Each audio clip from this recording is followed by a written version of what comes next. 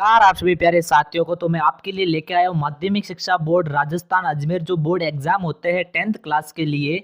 तो उनके द्वारा कॉपियाँ किस प्रकार से चेक की जाती है वो मैं आपको आज बताने वाला हूँ, ताकि आप भी एग्जाम के अंदर उस हिसाब से लिख करके पूरे में से पूरे नंबर ला सकते हो। ये जो मेरे पास में अभी आप कॉपी देख रहे हो 2022 में विज्ञान विषय की कॉपी है। तो इस प्रकार से एग्जामिनर नंबर देता है।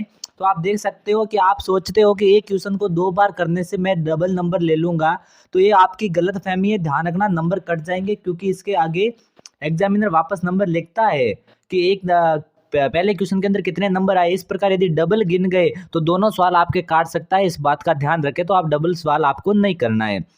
तो देखो इसके जो ये विज्ञान विषय की है इसमें 80 में से देखो 80 नंबर आए हैं, और ये कॉपी आपके 2022 का पेपर हुआ था उसकी कॉपी है। ठीक है, अब मैं आपको बता रहा हूँ आपको किस प्रकार से उसमें परफॉर्म करना है, किस प्रकार से लिखना है। तो इस प्रकार से आपको कॉपी देखने को मिलेगी। इसमें आप अंत तक जुड़े रहना, आपको पता चलेगा कि बोर्ड की कॉपी के अंदर कितने पेज आते हैं और आपको क्या रिक्वायर होंगे या नहीं होंगे। आप सब देख लेना। यहाँ पर देखो खंड अ, यहाँ पर देखो खंड अ के अंदर जो पहले आपके 12 सवाल आते थे, तो 12 सवाल को इसने एक सारणी के अंदर दर्शाया गया है। सारणी में किस प्रकार से लिखा गया आप देख सकते हो। आप भी एग्जाम के अंदर इस प्रकार से लिख सकते हो, और या फिर आप अपने तरीके से लिख सकते हो 1 नंबर 2 नंबर लगा करके।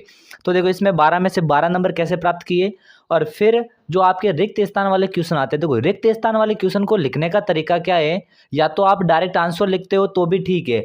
यदि आप पूरी रिक्त स्थान लिखना चाहते हो, वो सवाल लिख रहे हो, तो जो रिक्त स्थान में क्या आएगा उसे आप अंडरलाइन किया करें, रेखांकित कर दे, ताकि एग्जामिनर का ध्यान उसी पर जाए, तो उसको ज़्यादा दिक्कत नहीं हो कॉपी चेक करने में। और जब दिक्कत नहीं होगी कॉपी चेक करने में, तो आपके नंबर आगे भी वो काटने की कोशिश बिल्कुल कम करेगा। इस बात का ध्यान रखना। यदि गलत होगा तो वो आपके काटने की कोशिश करेगा। राइटिंग पे आपके कटने में नंबर है वो कम हो जाएंगे। तो यहाँ पर देखो इसने किस प्रकार से ब्लैक पेन यूज की इसमें, और ये आगे लिखता गया है। तो इसके इसने 6 खाली जगह आती थी, पूरे में से पूरे नंबर प्राप्त किए इसमें भी। अब तीसरा सवाल यहाँ पर स्टार्ट होता है। तो तीसरे सवाल के अंदर भी आप देखो जो एक एक नंबर के क्वेश्चन है उसमें पूछा गया सीएफसी का पूरा नाम वगैरह। तो क्लोरोफ्लोरोकार्बन, इसको भी ब्लैक पेन से लिखा गया है।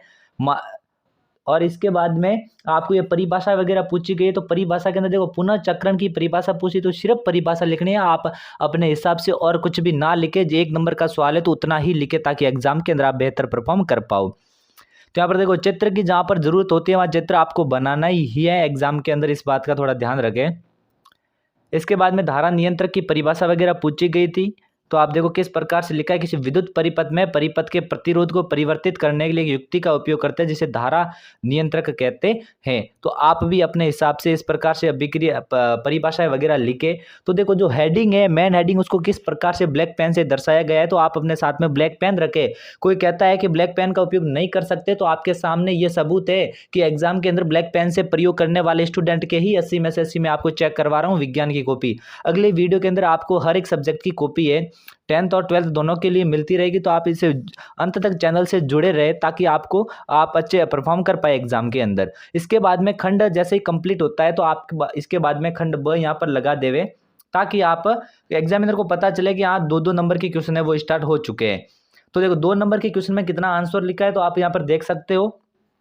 दोहरा परिसंचरण क्यों आवश्यक है, इसमें भी इस प्रकार से आंसर लिखोगे। तो देखो यहाँ पर जो आंसर लिखे गए, ध्यान रखना थोड़ा कि आप लैंग्वेज बिल्कुल मतलब अपने हिसाब से ना लिखे, क्योंकि थोड़ा बहुत लैंग्वेज होता है वो किताब के भी होता है, किताब की भी मतलब समझी हुई लैंग्वेज है, वो लैंग्वेज ही उपयोग करें, ताकि आपकी जो मारवाड़ी के अंदर समझी है या फिर जो आपने अपने हिसाब से समझी है किताब से हट करके, तो उनका प्रयोग पूरा पूरा यहाँ पर ना करें। थोड़े किताब के भी वर्ड यहाँ पर होने चाहिए। तो ये स्टूडेंट की जिसकी कॉपी है वो हर एक लाइन के अंदर अपने किताबों को मतलब वर्ड है वो साथ साथ में लेके चल रहा है। तो इस प्रकार से ये मेडिक और चिपकली के अंदर जो बनाए गए आपके सिलेबस में अभी है नहीं वर्तमान के अंदर। और उत्पादक की परिभाषा पूछी, इसके साथ में इसने उदाहरण लिखे। आपको पूछ ले उत्पादक किसे कहते हैं, ऐसे नहीं उत्पादक की परिभाषा लिख के आ जाओ। हाँ सही करेगा, लेकिन ज़्यादा सही के लिए आप एग्जाम्पल भी साथ में थोड़े लिख कर आना। इसके बाद में धातु की भाप के साथ अभिक्रिया है, चित्र बनाना था। ये चित्र इस प्रकार से बनाया गया, तो आपको चित्र इस प्रकार से बनाना है।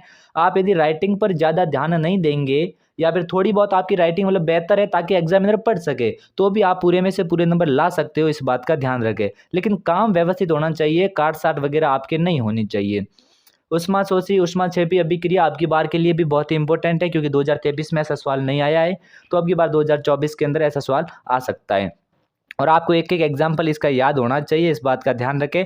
ये प्रकाश के अपवर्तन के नियम यहाँ पर दर्शाए गए, जो 2 में से 2 नंबर मिले इसको।